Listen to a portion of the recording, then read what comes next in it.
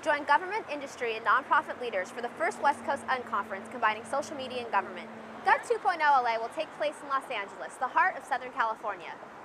I'm Christina Gagne, and we're going to go meet with the founder of Gov2.0LA in the BlankSpaces building in Los Angeles. Alan, how are you doing today? Good, and you? Good. So why Gov2.0LA? One of the things that I think is very important for all of us to recognize, and not just people who are involved in Government 2.0, but all of us who are citizens of the United States, is that we have almost an obligation in some ways to take it upon ourselves to invest more time in our civic lives. You know, we all spend time investing literally in our 401ks or in our education.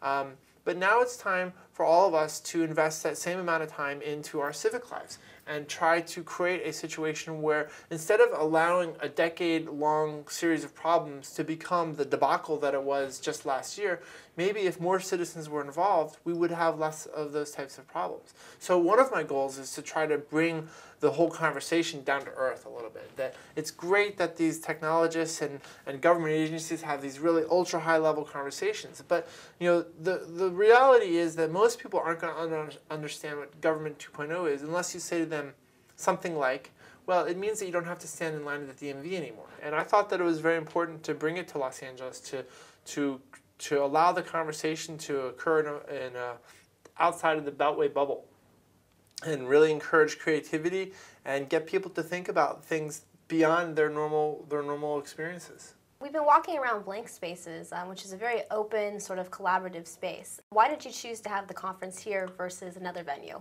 I wanted to have a place where people could gather and both meet collectively, have breakout rooms, but also have an environment that was conducive to creativity, to really thinking outside of the box and being able to sit on some couches and just kind of have a conversation with someone.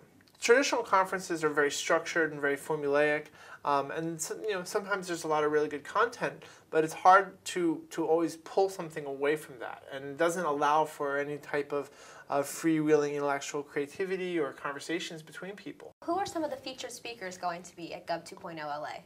Well, I have to say that I'm really excited about the people who are coming to speak and who are going to be part of the panels. Craig Newmark, who's the founder of Craigslist, is going to be coming to talk about customer service and how governments can learn from business. Billy Grunfest, who's a Golden Globe winning writer and the creator of the TV show Mad About You, is going to be leading a panel session on language and how technologists and people in government should think about simplifying language and bringing it down so that the more people can accept it and make it something that we all want to be a part of. We've got representatives of governments from the federal, state, and local level here in the United States. We've got representatives of foreign governments coming, England, Canada, possibly Mexico, possibly some other countries as well. Companies like Microsoft are coming, as well as a number of the really innovative Government 2.0 startup companies, and leading academics and nonprofit experts. Really, it's going to be a very powerful gathering of people, and I'm now talking about this really as be an early pivotal event for the Government 2.0 space for 2010. So what sessions are going to be featured at the conference? Currently, the community suggestions are being voted on, and at the end of this month, at the end of January, we'll have all of the final panelists and speakers up on the website.